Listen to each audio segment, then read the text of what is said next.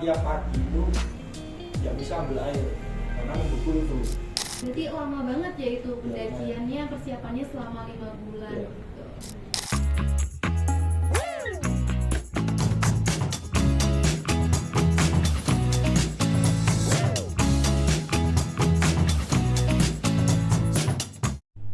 Assalamualaikum warahmatullahi wabarakatuh. Halo Geta, kembali lagi bersama aku Aurel dalam obrolan kampus Permata TV episode 2, tempat kita berbagi kisah inspiratif bersama mahasiswa berprestasi UIN Raden Mas Said Surakarta.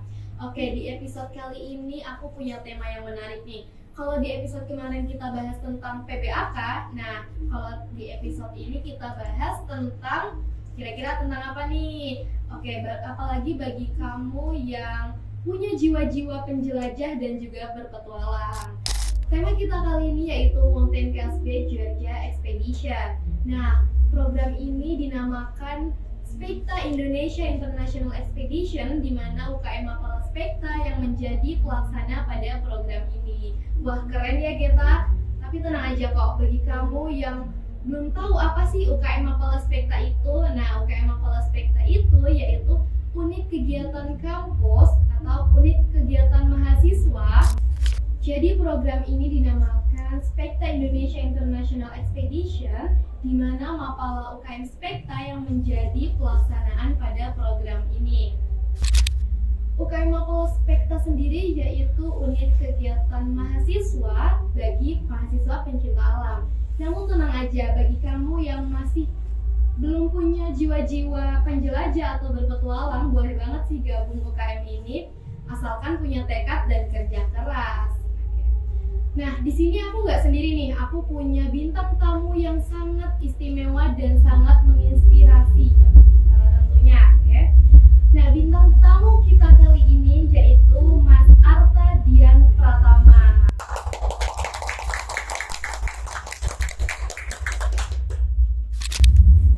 Sebelum kita mulai obrolan kita pada hari ini, aku punya cuplikan video yang cukup menarik tentang perjalanan Mas Arta ke Gunung Cascade Georgia. Yuk simak cuplikannya.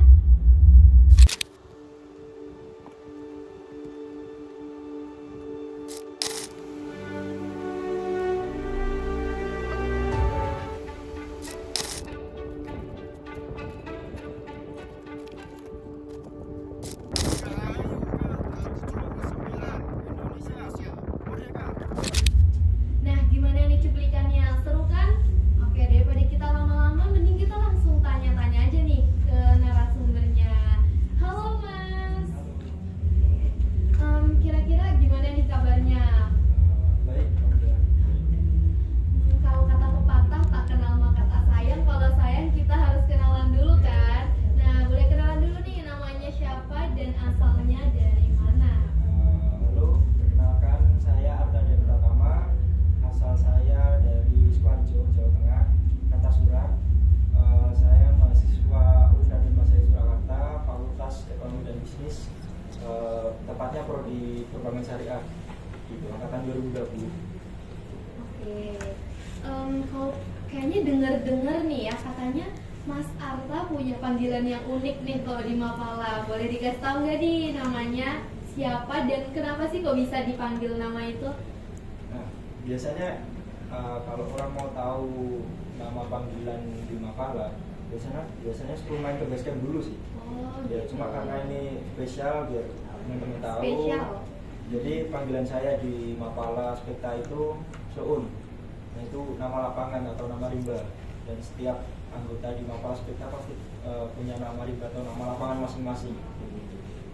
Oke. Langsung saja ya kita tanya-tanya ini. Gimana nih perasaannya sudah mendaki Gunung Cascade Georgia? Dan aku pengen tahu nih kenapa sih pilih Gunung Cascade sebagai tempat ekspedisi dan bagaimana persiapan dana dan akomodasi yang lain-lainnya? Ya, yang pasti kalau perasaan itu bangga ya, pasti bangga karena kan tepat kita pendakian atau sampai puncak itu kan kita deadline tanggal 17 Agustus dan itu pas tanggal 17 Agustus kita sampai sana sesuai misi dan itu bertepatan sama hari kemerdekaan. Jadi rasa bangga itu muncul di situ. Terus kalau persiapan kita udah persiapan tuh hampir 2 tahun sebenarnya. 2 tahun persiapan, mulai dari persiapan konser, terus pemilihan lokasi mana yang cocok untuk kegiatan SCA kali ini. Terus persiapan fisik juga, itu fisik kita 5 bulan sebelum latihan kita latihan fisik gitu. Nah terus kenapa sih kita pilih Kasbek di Georgia gitu? Karena untuk Spekta Indonesia International Expedition kali ini itu difokuskan di bagian teknik gitu. Jadi di Gunung Kasbek itu memang terkenal di medan yang cukup curam, cukup terjal juga. Jadi ketika pendakian tuh nggak bisa kita pendakian seperti biasa jalan nggak bisa. Kita butuh peralatan khusus untuk pendakian ke sana. Contohnya teknik moving together itu teknik berjalan bersama pakai tali kayak gitu. Makanya kita pilih Gunung Kasbek yang itu cocok dan itu bisa kita gapai lah di sana. Terus apa nih yang menjadi motivasinya Mas Danang untuk menjadi memilih sebagai Gunung Kasbek sebagai tujuannya gitu? Motivasinya apa sih? Pertama, motivasi kita kenapa pilih Gunung Kasbek, pertama itu kita jadi orang Indonesia yang pertama di sana di Gunung Kasbek. Maksudnya yang menapak di Gunung Kasbek dan sampai di puncak itu kita sebagai orang Indonesia pertama, mahasiswa pertama juga itu. Terus yang kedua ini sebagai kado buat negara kita, karena kita pengen di hari kemerdekaan itu kita bikin sesuatu yang nggak terlupakan ya, gitu. Itu motivasi kita juga. Oh berarti kalau boleh tahu ini orang Indonesia pertama yang menapaki Gunung Kasbek itu ya dari mahasiswa UIN sendiri itu? Mahasiswa UIN. Oh, oke. Terus boleh diceritain sedikit gak persiapan sebelum berangkat itu apa aja nih kira-kira? Persiapan kita itu pertama untuk persiapan yang pasti fisik dulu ya, yang jelas itu fisik. Kita fisik itu hampir 5 bulan.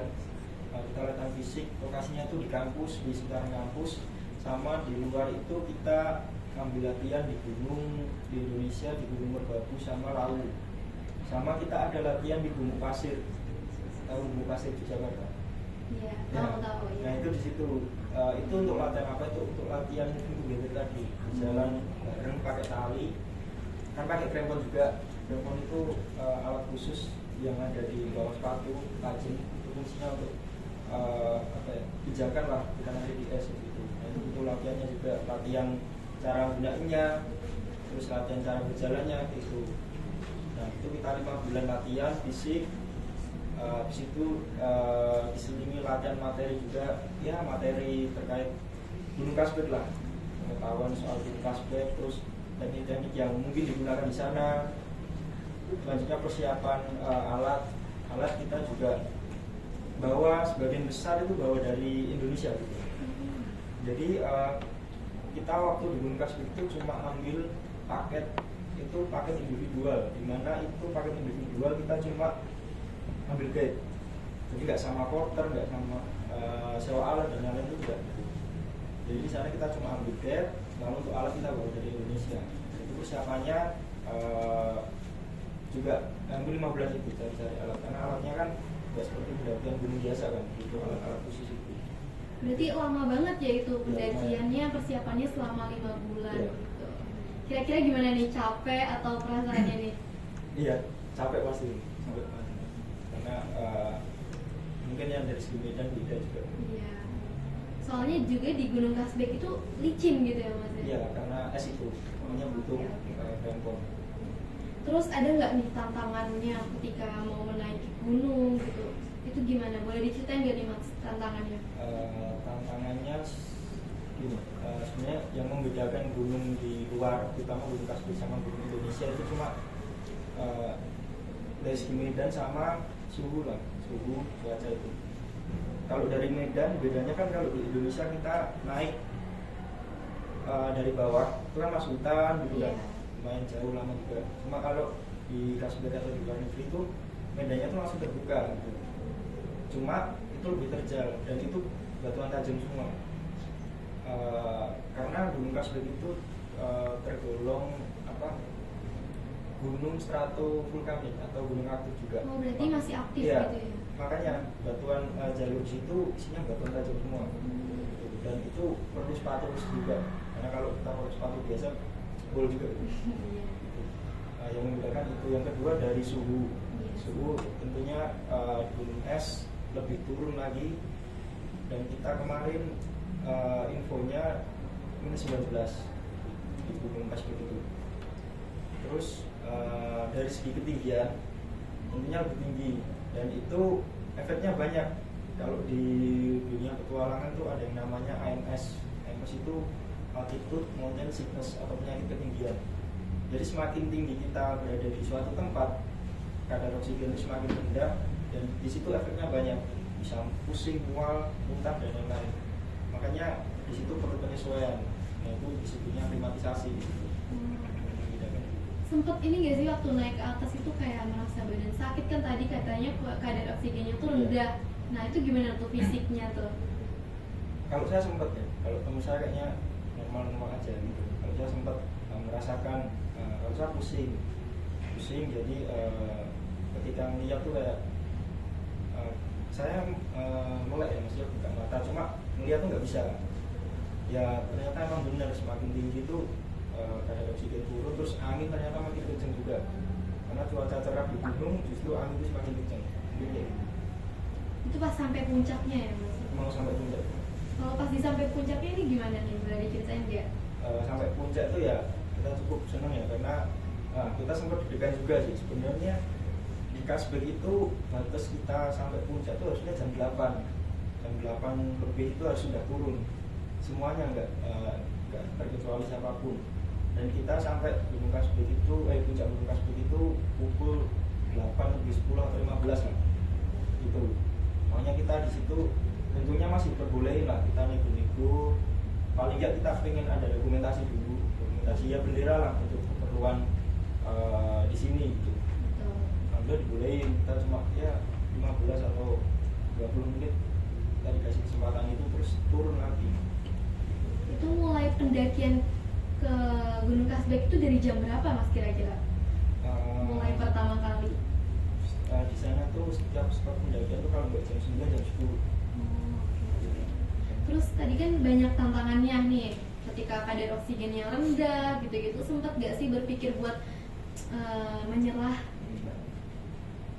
Iya sempat gitu, karena emang pas itu yang aku rasain sendiri benar-benar ini berat sih, beda banget sama di Indonesia gitu, benar-benar pusing tuh kerasa banget gitu. Terus ya yang saya ingat cuma ini siapa tidak jauh kesini kayak gitu, ya udah kita lanjutin aja gitu.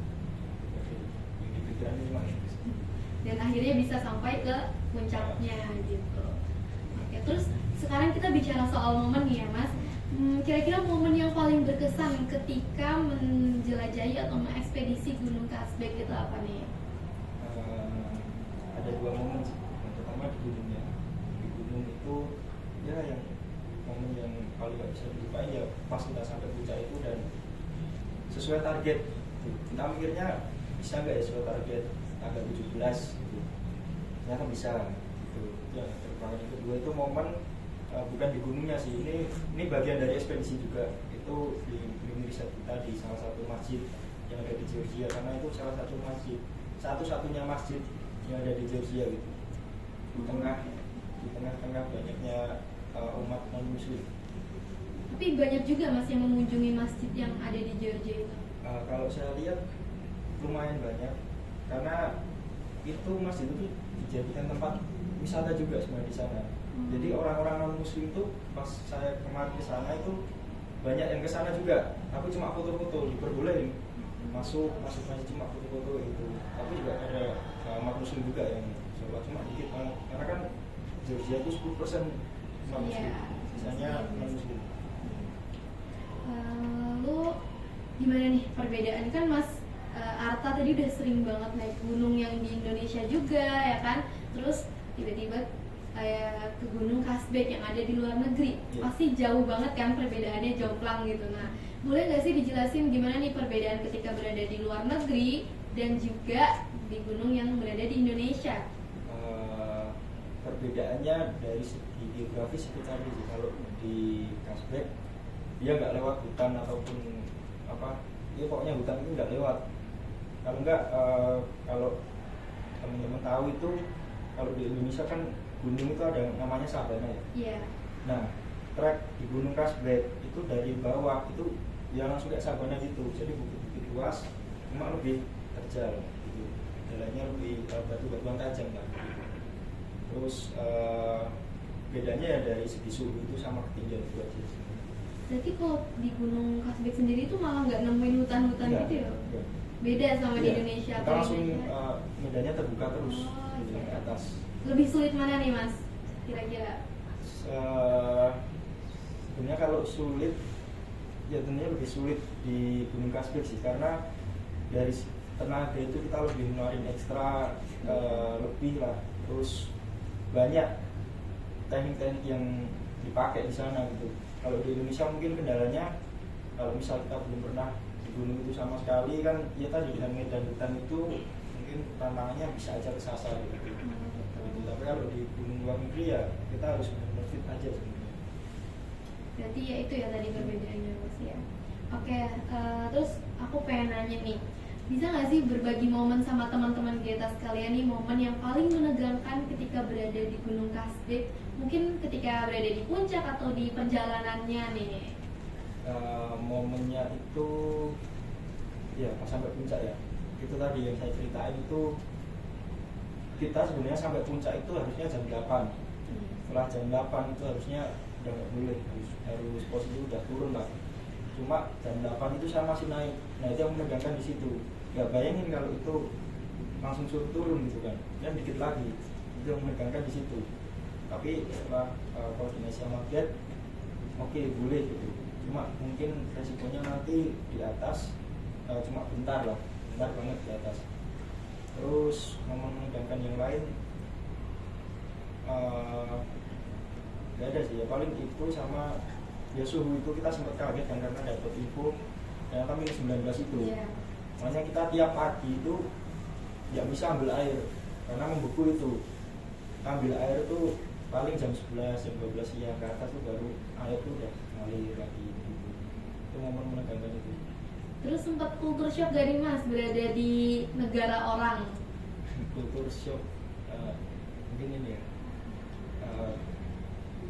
kegiatan apa, kalau makan mungkin. Mau makan? Kalau makan itu kan, kalau kita di Indonesia kan terbiasa nasi ya. Iya. Bahkan makan mie aja kalau nggak pakai nasi kita belum bisa Iya makan. betul. Nah di sana tuh nggak ada nasi. Yang nggak tahu ya, sayanya yang kurang mengeksplor atau gimana, cuma udah datang dari toko ke toko itu nggak ada nasi. Paling adanya roti. Kalau nggak, nah kebab itu. Itu sih, Pak. Terus pengalaman atau pelajaran penting yang didapat ketika telah mencapai puncak Gunung Kasbek atau dalam perjalanannya apa nih mas kira-kira? Apa tadi pembelajarannya? Iya, pengalaman dan pembelajaran yang penting. Iya, pembelajarannya itu yang paling penting itu persiapan apapun medannya itu persiapan yang benar-benar ekstra itu. Terus terkait semua informasi yang ingin kalian tuju sebagai terutama sebagai petualang pemula, kalau mau kemanapun paling nggak sedikit kalian tahu dulu lah medan yang mau kalian jelajahi. Apalagi sekarang kan ada teknologi yang semakin canggih kan, kita kan bisa tahu lewat HP. Nah paling nggak itu pembelajaran yang paling penting, karena kita nggak bisa menyepelekan itu. Nah oke. Terus ada nggak mas saran atau pesan untuk para pendaki atau untuk geta-geta sekalian yang siapa tahu nanti bakal mendaki atau menjelajahi Gunung Kasbek? Ada nggak nih pesannya? Pesannya itu sih persiapan, penting persiapan apapun yang dibutuhkan di tempat yang ingin dituju itu dipersiapkan dengan baik gitu.